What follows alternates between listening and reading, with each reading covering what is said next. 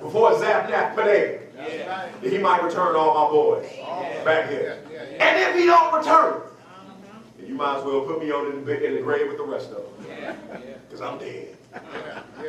Now let me give you the application now. President Trump is talking all this stuff about we're going to make America great again, we're going to make these things in America, we're going to do all this in America, and we're putting on all these travel bans, we're going to get out of these trade deals and all this stuff. And the natural inclination will be to say, yeah, make America great again. Let me tell you what these travel agreements, what these trade agreements do for you. How many of y'all like to take Caribbean cruises? How many of y'all like to vacation over in foreign lands? These trade agreements make that possible. How many of y'all like capers and olives and all these different things? That stuff ain't grown here. That stuff is brought over from other places. And it's brought over through these agreements. We give some, they give some. Y'all remember when we talked? Well, we ain't talked about it yet. Never mind. It is an exchange as a token of peace. You give us some, we give you some. We share cultures, we become friends. If you start to reject that,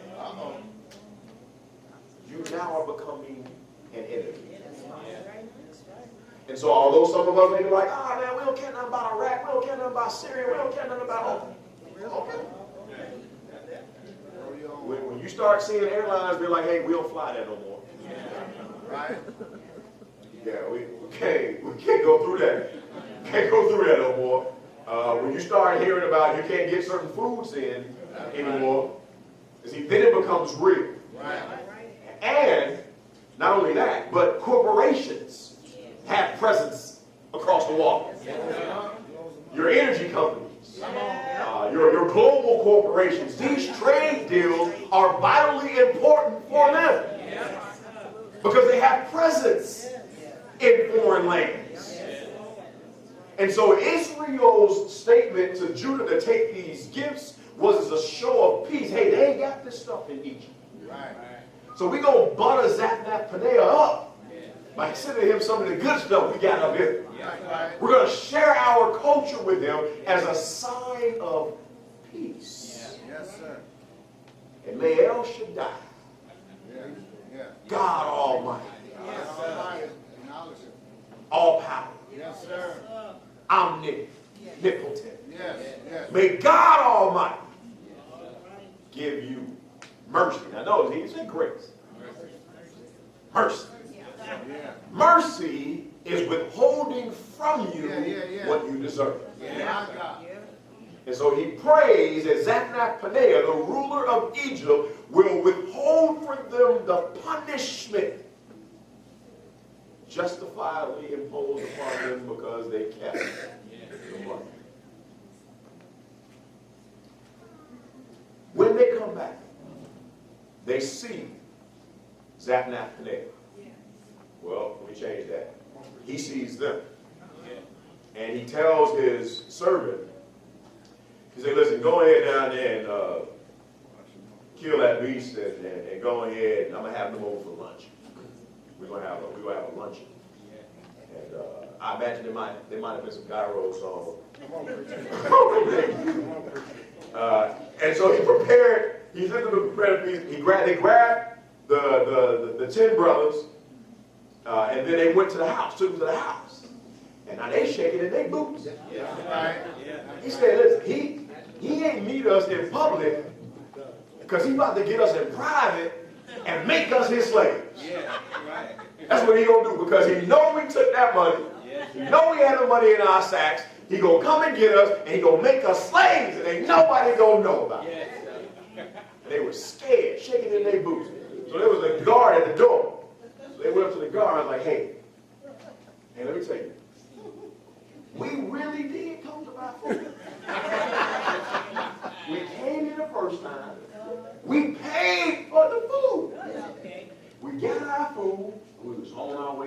came from. And when we got ready to feed the animals, we noticed all the money that we had brought was still in our bag. We don't know how it got there. My time up, y'all.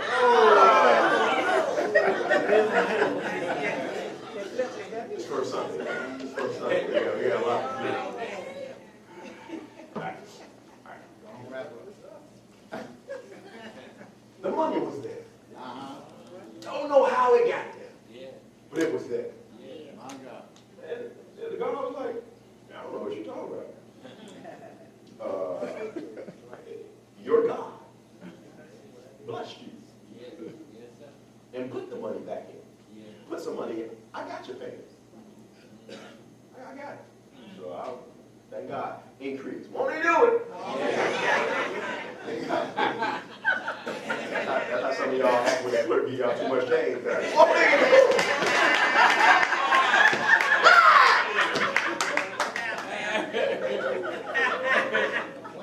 And so then they went and went in the house, and Joseph saw them. And when they came in, Joseph came in, they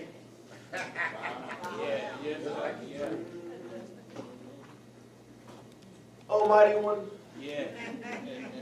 We came back and Joseph said, I ain't trying to hear all that. The old man y'all talked about, your daddy. Is your daddy still alive? Yes, sir. Yes, sir. Your servant, our father, yet lives. And they bowed again. And Joseph saw Benjamin, his baby brother, and everything in him moved.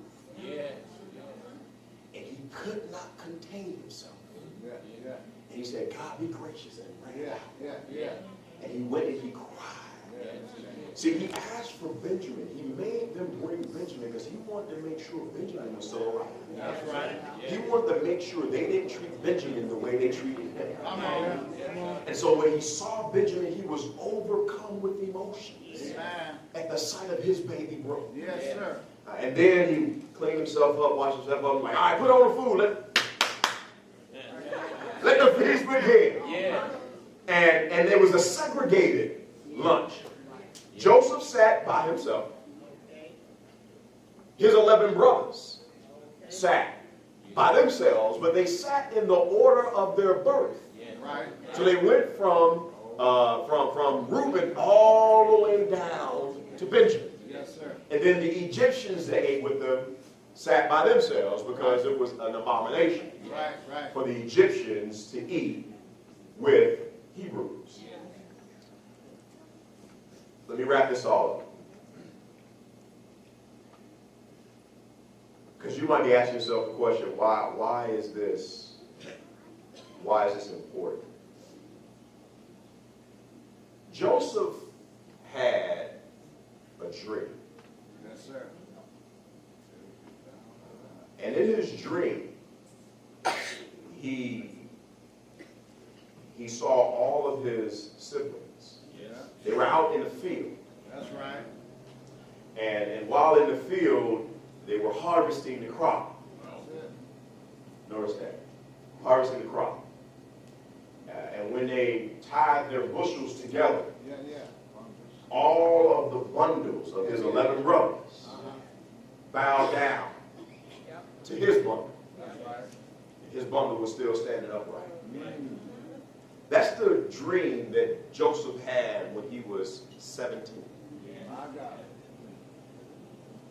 17. 13 years passed. That's right. Before he was brought before Pharaoh. Yes, sir. And then 7 years passed of the plenty. Okay. And then the famine hit. It took some time for the famine to get Canaan.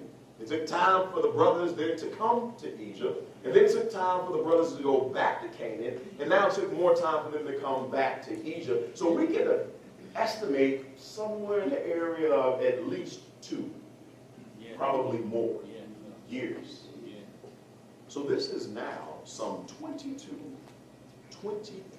years after Joseph's dream. 23 years. after he had a dream. Let's look at what happened to Joseph in the 23 years. He was stripped of his freedom. He was sold into slavery. He was accused of sexual assault. He was wrongfully convicted and imprisoned, and was selfishly exploited by him for his gain. The baker, and the butler. Right? And now these 23 years later, here he is standing in his house, and his brothers are bowing down. All through the 23 years, though, when Joseph was sold into slavery, Genesis 39:2 said, and God was with him. That's right. When Joseph was falsely accused and sent to prison, the Bible says, and God was with him. Genesis 39:21. And so all through this, God was with Joseph. Now let's put this into context, though. Because we know Joseph fretted a little bit. Because when he interpreted the butler's dream, he's like, hey, man, don't forget about it. Because I don't belong here. I was taken from my dad's house. And I was brought and sold into slavery. And he started to lament something. If there's anything you can do, remember me when you get to Pharaoh. All right?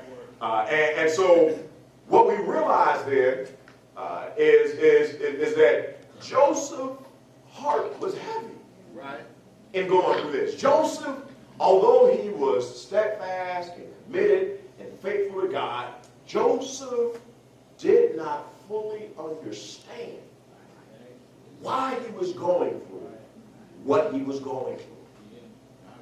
He had this dream. And in his dream, all of his brothers would bow down to him. And that's what he knew. That's right. But let me tell you something. Joseph's dream, although it involved his family, it was not, the context of his dream was not his father's house.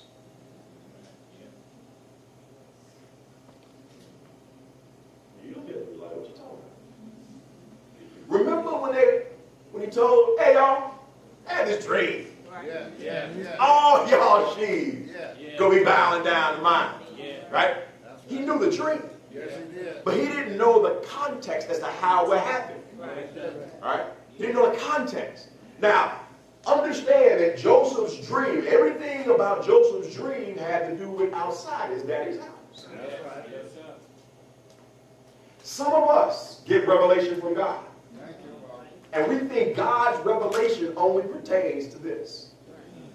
Right here. God has deposited greatness in every last one of us. But many of us only want to be great when we come in here. You go through school, don't nobody even know you there. You go to work, don't nobody even know you there unless you're raised in hell. They don't even know you there.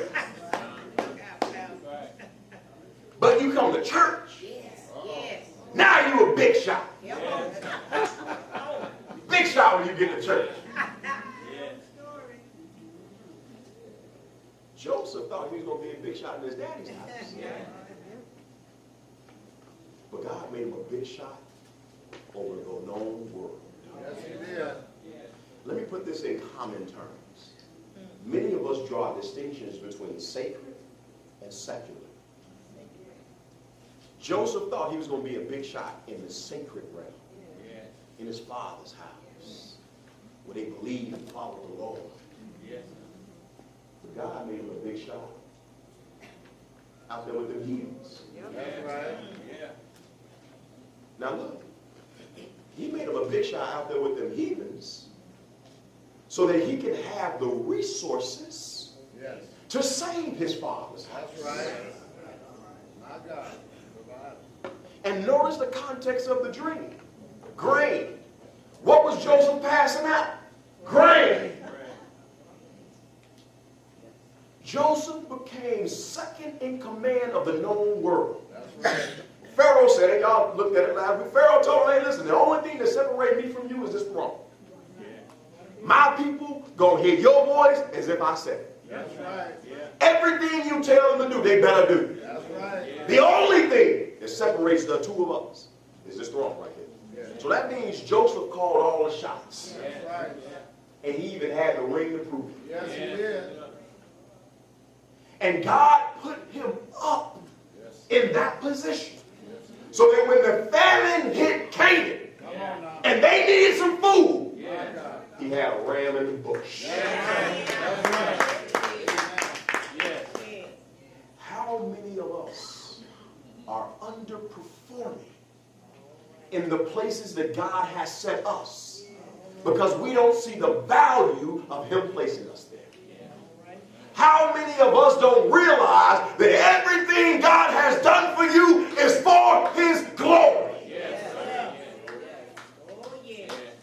Everything you have access to, everything you have control of, should be stewarded, should be developed, should be groomed, should be pruned, should be grown, so that when he has need of it, you have it to give.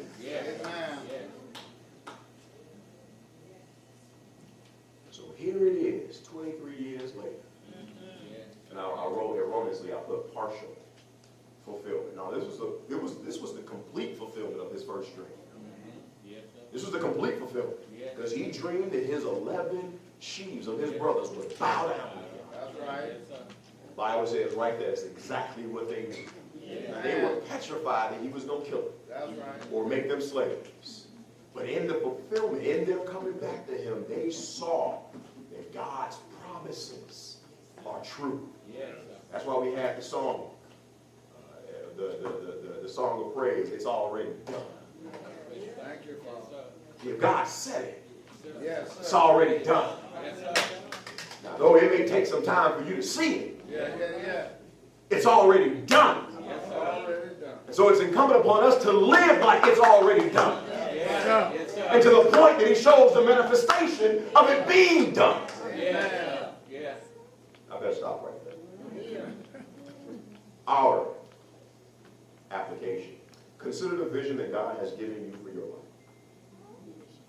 Every last one of us have received a vision for our lives. Every last one of us. Because God has a purpose for every last one of us. And so you do well to consider the vision that God has given you for your life. I asked the question, have you trusted God for the fulfillment of his vision, of his promise?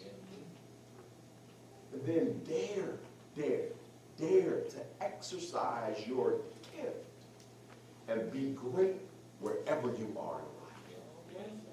If that's in the classroom, kill it. If it's on the field of athletic competition, kill it.